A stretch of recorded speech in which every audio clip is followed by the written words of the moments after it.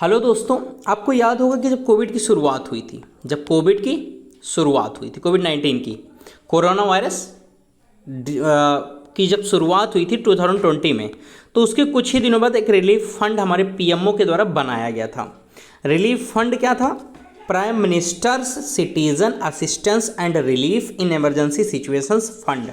Short form इसका नाम था पीएम केयर्स फंड। इसमें लोगों को स्वेच्छा से डोनेट करना था और इस पैसे को सरकार अपने अकॉर्डिंग कोविड से लड़ने के लिए या कोविड से हमारे देश को बचाने के लिए उसका प्रयोग करती।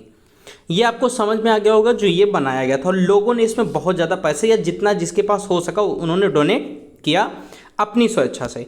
आपको एक बड़ा नाम बता देता हूँ, 1500 करोड़ तो हमारे श्री रतन टाटा ने किया था, 24 करोड़ अक्षय कुमार ने किया था, बाकी बहुत सारे लोगों ने इसमें डोनेट किया और ज़्यादा किया। कुछ लोगों ने हिडन तरीके से किया, मतलब वो अपना नाम रिवील नहीं करना चाहते और लाइट में नहीं आना चाहते, उन्होंने खुद ही सिर्फ पैसे को डोनेट किया और खुद का नाम नहीं बताया। ऐसे ही पूरी पब्लिक ने जितना जिससे हो सका सब ने डोनेट किया। एक्चुअली ये न्यूज़ में क्यों आया ये चर्चा करते हैं, बहुत ही इंपॉर्टेंट है। देखिए क्वेश्चन ये यहाँ पर आता है कि जो पीएम केयर्स फंड बनाया था, क्या वो गवर्नमेंट फंड था या प्राइवेट फंड था? पहली चीज, और कहाँ कहाँ और कैसे लोगों के पैसे को खर्च किया सरकार ने? This is the second question. चलिए हम डिस्कस करते हैं। Hello my dear student, my name is Vishal Srivastava, I am an assistant teacher. Welcome to my channel Vishal study room. I hope आप सब बहुत अच्छे होंगे। अगर आप नए हैं तो प्लीज़ चैनल को सब्सक्राइब कर लीजिएगा और बेल आइकॉन को प्रेस कर लीजिएगा। अगर आप सब्सक्राइबर ऑलरेडी हैं तो प्लीज़ चैनल को शेयर कर दीजिएगा, जिससे डेफिनेटली इस चैनल के रीच बढ़ सके। दूसरी बात, डेफिनेटली ये वीडियो देखने के बाद आपको थोड़ा सा आश्चर्य भी होगा और आपको थोड़ा सा एंटरटेनिंग भी लगेगा और डेफिनेटली बहुत ज़्यादा जानकारी आपको इसके थ्रू मिलने वाली है। तो चलिए सेशन की शुरुआत करते हैं। पहले हम वहाँ चलते हैं जहाँ से इसकी शुरुआत हुई थी। चलिए मैं आपको वहाँ ले चलता हूँ जहाँ से इसकी शुरुआत हुई थी, फिर हम लोग अभी रिसेंट के न्यूज़ पर आएंगे। पहले वहाँ से चलते हैं जहाँ से इसकी शुरुआत हुई थी। पहले तो ये जान लीजिए कि ये फॉर्म हुआ था 27 मार्च 2020 को। 27 मार्च 2020 को ये बना था। ये प्राइम मिनिस्टर जो भी फंड है पीएम केयर्स है, पीएम केयर जो फंड था इसकी शुरुआत इसको बनाया गया था 27 मार्च 2020 को। और लोगों से इसमें असिस्टेंस मांगा गया था। असिस्टेंस मतलब सहायता मांगी गई थी कि लोग अपने स्वेच्छा से इसमें पैसे डोनेट करें ताकि इस फंड को हम यूटिलाइज कर सकें कोविड 19 से लड़ने के लिए। अब ये लाइट में क्यों आया इसकी बात करते हैं। एक्चुअली ये सब चल रहा था, सभी लोगों ने डोनेट किया और बहुत सारा सब कुछ ठीक ठाक चल रहा था, लेकिन यहाँ एक नाम आता है मिस्टर गैंगवाल का। इन्होंने एक प्ली फाइल किया, मतलब एक मुकदमा दायर किया दिल्ली हाई कोर्ट में। इन्होंने ये कहा कि पीएम केयर्स को पब्लिक अथॉरिटी डिक्लेयर कर दिया जाए, जिससे वो राइट टू इन्फॉर्मेशन के अंडर में आने लगे। आरटीआई का राइट टू इन्फॉर्मेशन के अंडर में आने का मतलब कि हम उसकी सारी जानकारी ले सकते हैं और उसे अपनी सारी जानकारी पब्लिक के सामने रखनी पड़ेगी कि उसने कितना पैसा किसने दिया और कितने पैसे को उन्होंने कहाँ और कैसे खर्च किया। आरटीआई के अंडर में आने से ये फ़ायदा होगा। पब्लिक अथॉरिटी का मतलब उसको गवर्नमेंट अपने अंडर में डिक्लेयर कर दे। अच्छा, ये आपको समझ में आ गई। ये पहला केस हो गया कि पहला ये हुआ कि इसको अब गवर्नमेंट पब्लिक अथॉरिटी बनाइए ताकि हम इस पर आरटीआई के थ्रू इसकी पूरी जानकारी ले सकें कि किन किन लोगों ने कितना पैसा दिया और लोगों के पैसे को कहाँ कहाँ खर्च किया गया। दूसरी चीज़ मैं बताता हूँ। इसके बाद देखिए, इसके बाद हाँ, जब ये दायर किया गया तो जब सुप्रीम कोर्ट ने गवर्नमेंट से पूछा, गवर्नमेंट से पूछा तो गवर्नमेंट ने ये कहा, ये कहते हुए रिफ्यूज कर दिया कि ये कोई पब्लिक अथॉरिटी नहीं है और इसीलिए ये अंडर आरटीआई एक्ट नहीं आएगा। अंडर आरटीआई का मतलब इसकी कोई भी जानकारी किसी को भी नहीं दी जा सकती है। ये गवर्नमेंट का जवाब आता है जब ये केस होता है कि इस पर आरटीआई लगनी चाहिए, तो गवर्नमेंट कहती है कि ये पब्लिक अथॉरिटी बिल्कुल नहीं है और इसलिए हम इसकी जानकारी किसी को नहीं दे सकते। आई होप ये आपको समझ में आ गया होगा। कहने का मतलब यही है कि मिस्टर गैंगवाल है, इन्होंने ये कहा था कि हम आरटीआई डाल रहे हैं आरटीआई इन्होंने एक फाइल किया था और ये कहा था कि हमें ये बताइए कि पैसा इसमें किन्होंने कितना दिया और पैसे को कहाँ कहाँ आपने खर्च किया कोविड के लिए। गवर्नमेंट ने जवाब दिया कि ये पब्लिक अथॉरिटी नहीं है, मतलब ये प्राइवेट, मतलब ये सरकारी चीज़ नहीं है, इसलिए आरटीआई के अंडर में नहीं आएगी, मैं इस चीज़ को आपको नहीं बता सकता। ये कहते हुए गवर्नमेंट ने इनकी बात को रिफ्यूज कर दिया और कोर्ट ने भी गवर्नमेंट की ही बात मानी। कोर्ट ने भी गवर्नमेंट की ही बात मानी जो गवर्नमेंट ने कहा। अब चलिए ये बात आपको समझ में आ गई होगी कि हाँ वो इन्होंने कहा कि वो गवर्नमेंट नहीं है, इसलिए आरटीआई के थ्रू हम जानकारी नहीं दे सकते हैं। अब यहाँ एक बात आता है, आप लोग बहुत ध्यान से देखिएगा। इन्होंने जो अगली अपनी, अब इस बार फिर इन्होंने एक केस डाला है, एक केस फिर से इन्होंने दिल्ली हाई कोर्ट में डाला और ये उसमें पॉइंट किया है कि अगर ये गवर्नमेंट अथॉरिटी नहीं है तो जब हम इसकी वेबसाइट ओपन करते हैं, आप क्लियरली देखिएगा, जब हम इसकी वेबसाइट ओपन करते हैं तो यहाँ GOV लिखता है, gov.in, मतलब government.india, gov.in। अब ये बताइए, अगर ये सरकार की चीज़ नहीं है तो पहली चीज़ यहाँ GOV नहीं होना चाहिए, प्राइवेट की है तो प्राइवेट का नाम होना चाहिए, कंपनी होनी चाहिए या जो भी होना चाहिए, लेकिन GOV का मतलब तो एक अथॉरिटेरियन हो जाएगा, मतलब गवर्नमेंट हो जाएगा। दूसरी चीज़, और दूसरी बात इन्होंने ये कही कि किसी भी वेबसाइट में नेशनल एम्बलम का यूज तभी किया जाता है जब वो जनरली गवर्नमेंट की वेबसाइट हो। हमारे PM की फ़ोटो तभी होगी जब जनरली वो फ्रंट पेज पर, जब वो जनरली गवर्नमेंट से रिलेटेड होगी।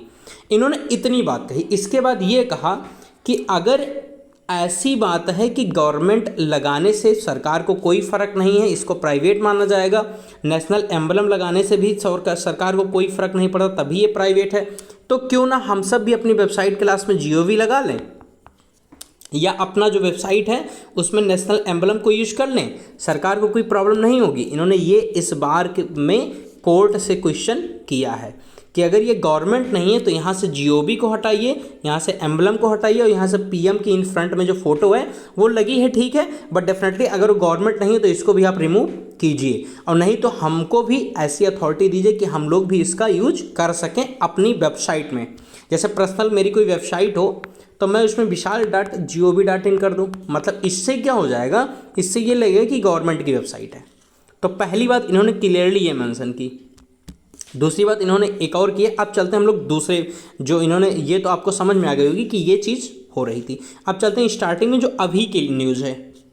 देखिए PM केयर्स को ये कहा गया है, इस बार में ये कहा गया है, मतलब ये जो केस हुआ है उसमें इन्होंने ये कहा है कि जो PM केयर्स है उसको आप स्टेट डिक्लेयर कर दीजिए अंडर कॉन्स्टिट्यूशन के अंतर्गत उसको आप क्या डिक्लेयर कर दीजिए, स्टेट का मतलब राज्य। अब यहाँ मैं आपको समझाने की कोशिश करूँगा कि इस स्टेट और राज्य का मतलब क्या है, इस स्टेट और राज्य का मतलब क्या है। देखिए अगर PM केयर्स को ये स्टेट डिक्लेयर कर देते हैं तो क्या होगा। एक्चुअली स्टेट वर्ड का यूज आर्टिकल 12 में किया गया है। अगर आप लोग थोड़ा सा भी कॉन्स्टिट्यूशन पढ़े होंगे तो आपको पता होना चाहिए आर्टिकल 12 में इसमें स्टेट शब्द का यूज किया गया। स्टेट का मतलब हर वो अथॉरिटी आती है, लोकल बॉडीज आती हैं, गवर्नमेंट की बॉडी जाती है, प्राइवेट सेक्टर की भी बॉडी जाती हैं या कंपनी जाती हैं। इट मीन्स जो भी इसके अंडर में आएंगी उसकी जो वर्किंग होगी या फंक्शनिंग वो बिल्कुल ट्रांसपेरेंट होनी चाहिए और पब्लिकली दिखाई देना चाहिए। दूसरी चीज़, अब इसमें कोई भी ऐसा रूल नहीं होना चाहिए, इस अथॉरिटी में या इस कंपनी में कोई भी ऐसा रूल नहीं होना चाहिए जो हमारे फंडामेंटल राइट्स का हनन करे, मतलब जो हमारे फंडामेंटल राइट्स का हनन करे। कोई भी ऐसा रूल नहीं होना चाहिए या कोई भी लोकल बॉडी ऐसा रूल नहीं बना सकती, ये आर्टिकल 12 कहता है। इट मीन्स कहने का मतलब ये है कि अगर इसको PM केयर्स को स्टेट डिक्लेयर कर दिया जाएगा तो हम इसको RTI के थ्रू इसकी पूरी जानकारी ले सकते हैं। ये कोर्ट से इस बार दूसरी बार इन्होंने केस करते हुए कहा है। और नेशनल एम्बलम और उसकी बात मैंने बता दिया, इन्होंने उस पॉइंट को भी इसमें मेंशन किया है। अब दिल्ली हाई कोर्ट ने इसके लिए जवाब मांगा है ट्यूसडे, मतलब मंगलवार को, ये न्यूज़ मंगलवार की है। जवाब मांगा है सेंटर से कि आप बताइए, इन्होंने ये कहा, कोर्ट ने ये कहा कि इस पर जो केस हुआ है इस पर यह मांगा जा रहा है कि prime minister citizens assistance and relief emergency situations fund जो PM केयर्स था उसको स्टेट डिक्लेयर कर दिया जाए। अब आप रिस्पॉन्ड दीजिए, आपका क्या कहना है। सेंटर से जवाब सुप्रीम कोर्ट ने मांगा है। अब इसको 13 सितंबर तक की डेट दी गई है। 13 सितंबर तक सरकार को अपनी बात कोर्ट में रखनी है। 13 सितंबर तक का डेट है। अब 13 सितंबर तक सरकार क्या रखती है, सेंटर क्या अपनी बात रखती है इसको स्टेट को लेकर, वो हम लोग आगे चर्चा करेंगे, लेकिन मेन न्यूज़ यही है। अब आगे थोड़ा सा और मैं आपको समझा देता हूँ। ये जो एडवोकेट है जो इनकी तरफ से लड़ रहे हैं, किसके तरफ से, गैंगवार, जो मैंने स्टार्टिंग में बताया, श्याम दीवान, इन्होंने भी वही कहा है कि आर्टिकल 12 के तहत इसको स्टेट डिक्लेयर कर दिया जाए, जिससे हम इसकी ट्रांसपेरेंसी को जान सकें, इसकी फंक्शनिंग को जान सकें। इसकी ट्रांसपेरेंसी का मतलब ये बिल्कुल साफ हो, कितना पैसा आया, कहाँ लगा, किसने किसने दिया आपको, और इसका जो कार्य है कैसे कैसे ये यूटिलाइजेशन कर रहा है उस पैसे का, ये हमें पता चल पाए। ये मैंने आपको समझा दिया कि इस पॉइंट को भी उन्होंने मेंशन किया है कि जब मैंने पिछली बार प्ले की थी तो ये बताया गया था कि ये गवर्नमेंट नहीं है, तो गवर्नमेंट नहीं है तो ये चीज़ें क्यों हैं यहाँ पर, ये चीज़ें भी तो नहीं होनी चाहिए। चलिए, ये भी आपको समझ में आ गया होगा।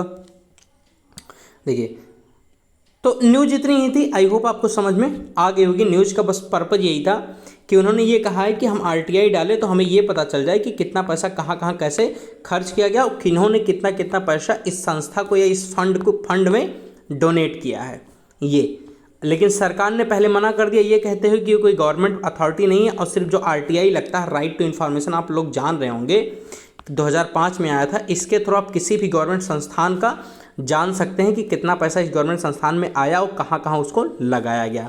क्यों? क्योंकि हर गवर्नमेंट संस्थान का ऑडिट कौन करती है? कैग, कंट्रोलर ऑडिटर जनरल, जो कि गवर्नमेंट का आदमी होता है, और ये लास्ट में उस चीज़ को पब्लिकली रिवील करते हैं, जिससे लोगों को पता चल सके कि कौन सा पैसा कहाँ कितना स्पेंड हुआ।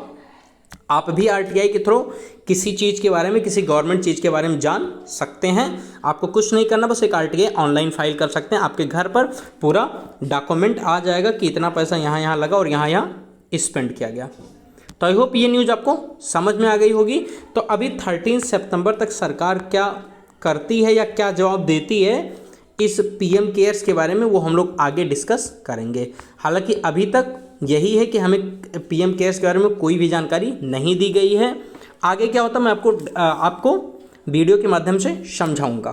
तो आई होप आपको समझ आ गया होगा। बाकी खुश रहिए, मस्त रहिए, चैनल को सब्सक्राइब जरूर कीजिएगा और चैनल देखते रहिए और शेयर जरूर कर दीजिएगा। बाकी खुश रहिए, मस्त रहिए। Thank you. This is Vishal Srivastava signing of.